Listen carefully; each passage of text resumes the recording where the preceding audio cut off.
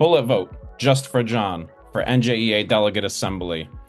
I've mentioned this at Rep Council. I've mentioned it in my emails. We have 5 candidates running this year for NJEA Delegate Assembly. 3 of those candidates are running in a slate together. So I'm asking you, Dover EA, to do me a favor.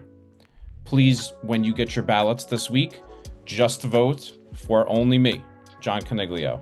When you see the 5 names listed on the DA ballot, check off John Coniglio and don't check off any other names.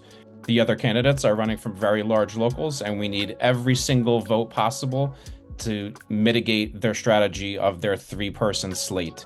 I have talked to some members from other larger locals to try to help us out to get me elected, but I need your help as well, Dover EA. So again, when you get your vote, please just check off the box for me.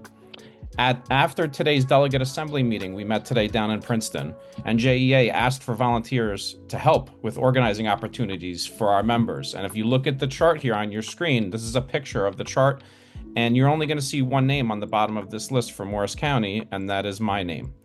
There was a delegate in the room at the time that is running for re-election to Delegate Assembly who did not put her name on the list. And as a delegate, my first thought and my first idea is to always help out our members in any way that I can. And you know that from the things that I've done in Dover.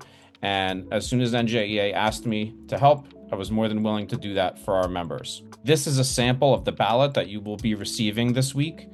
It will look exactly like this or close to this. It obviously will say 2025, but this is the envelope that you're looking for. So please, when you receive this in the mail, open it, check off the box for me and for Secretary Treasurer, whoever you want to vote for in the NJEA officer election, and then put it back in the envelope and mail it out the same day. Please don't let it sit around.